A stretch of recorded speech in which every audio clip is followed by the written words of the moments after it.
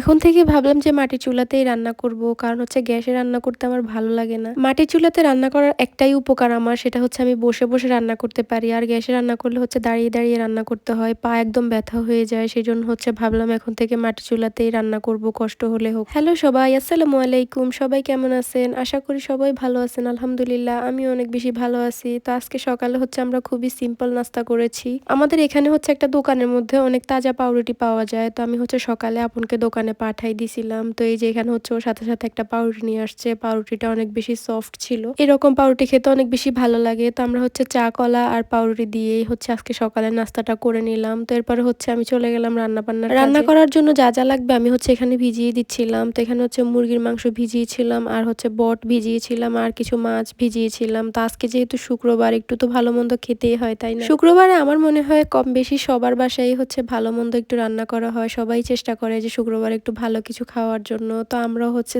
তো আমি হচ্ছে মাছ মাংসগুলা ভিজিয়ে এখানে কাটাকাটিগুলা করে নিচ্ছিলাম। তো এখানে হচ্ছে আমি আলু কেটে নিয়েছিলাম মুরগিতে দেওয়ার জন্য, আর এখানে হচ্ছে করলাগুলা কেটে নিয়েছিলাম, আজকে করলা ভাজি করব। যখনই ফ্রিজ খুলছিলাম মাছ মাংস নামানোর জন্য, তখনই দেখলাম যে একটা পলিথিনের মধ্যে কিছু বট আছে। তো অনেকদিন আগের মেবি। তো আমি হচ্ছে এটাকে ভিজিয়ে দিলাম, দেখবো আজকে ভাজি করব। তো গতকালকেও হচ্ছে মাটির চুলাতে রান্না করেছিলাম। তো আজকে থেকে ডিসিশন নিলাম যে মাটির চুলাতেই এখন থেকে রান্না করব। যদিও একটু হাঁটাহাঁটি কোনো কিছু রাখার একটু ঝামেলা হয়ে যায়, তো তারপরেও হচ্ছে আমার থেকে মাটির চুলা রান্না করতে ভালোই লাগে। যাই হোক, আমি হচ্ছে সবকিছু কাটাকাটি করে রেডি করে নিয়ে চলে আসলাম রান্নাঘরে। এখন হচ্ছে বসে বসে একটা একটা করে রান্না করব। তো আমি হচ্ছে ফার্স্টে মুরগির মাংসটা বসিয়ে দিচ্ছিলাম। এটা যেহেতু দেশি মুরগি, এমনিতেই অনেক বেশি শক্ত হয়, তো সেই জন্য হচ্ছে আমি আর ভাজি করে নাই, এমনিতে কষিয়েই হচ্ছে রান্না করে নিচ্ছিলাম। তো আমার থেকে অনেক বেশি ভালো লাগতেছিল মাটির চুলা রান্না করতে। একটু প্রবলেমও হচ্ছিল, যেহেতু অনেকদিন আগুন চালানো হয়নি, সেই জন্য হচ্ছে একটু ধোঁয়া বেশি হচ্ছিল, আগুন জ্বলতে চাইতেছিল না, অনেক কষ্ট হয়েছে আগুন ধরাইতে আমার। তো এই যে আমি হচ্ছে এখানে মুরগির মাংসের সাথে কিছু আলু দিয়ে দিচ্ছিলাম। তো এরপরে হচ্ছে ভালো মতো কষিয়ে তারপরে হচ্ছে একটু ঝোল দিয়ে রান্না করে নিব। তারপরে আমার মুরগির মাংসটা রান্না করা শেষ। তো এখন হচ্ছে আমি বট ভাজি করে নিব। তো ভাবলাম যে বটটা আজকেই খাবো, বাট আমার শাশুড়ি বলতেছে যে আগের দিন কষিয়ে রেখে পরের দিন হচ্ছে খেলে বেশি মজা লাগে। তো সেই জন্য ভাবলাম যে একটু মজা করেই খাই, বট খেতে আমার অনেক বেশি ভালো লাগে। তো যাই হোক, আমি হচ্ছে একটু কষিয়ে তারপর হচ্ছে আজকে রেখে দিব। আজকে আর খাবো না, মানে আজকে খাবার জন্য বানাবো না, এমনিতেই কষিয়ে রেখে দিব। তো আমি এর মধ্যে মোটামুটি সব রকম মশলাই দিয়ে দিয়েছিলাম। তো এরপর হচ্ছে আমি কিছুক্ষণ ঢাকা দিয়ে রেখে দিব, এর মধ্যে থেকে কিছু ঝোল বের হবে, তারপর হচ্ছে এর মধ্যেই কষে যাবে।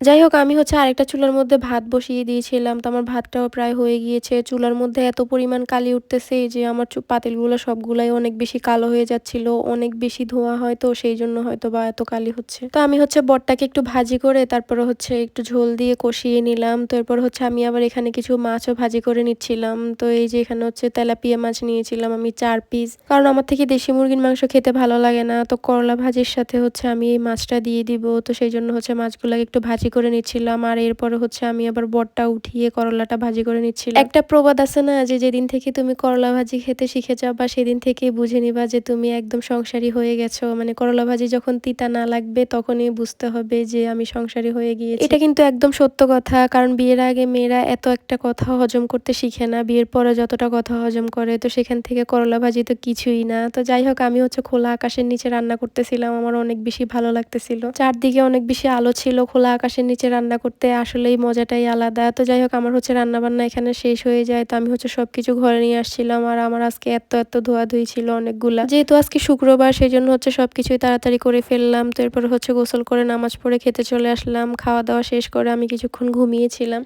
তো এই তো আমি হচ্ছে এখানে বিকালে একটু রং চা বানিয়েছিলাম। কিছুদিন থেকে আমার থেকে রং চা খেতে অনেক বেশি ভালো লাগে। তো কালকেও হচ্ছে রং চা খেয়েছিলাম, আজকেও খাচ্ছি, আমার থেকে ভালোই লাগছে। তো আমি হচ্ছে একটা বিস্কিট নিয়েছিলাম, ভাবলাম খাবো, বাট খেতে ইচ্ছে করতেছিল না, একটাই খেয়েছি, খুব বেশি মিষ্টি ছিল বিস্কুটগুলা। তো যাই হোক, আজকে সন্ধ্যার নাস্তা আমরা হচ্ছে চা বিস্কিট দিয়েই করে নিলাম। তো আজকের ভিডিও এই পর্যন্তই। সবাই ভালো থাকবেন, আমাদের জন্য দোয়া করবেন। ভিডিওটা কেমন হলো কমেন্ট করে জানাবেন। আল্লাহ হাফেজ।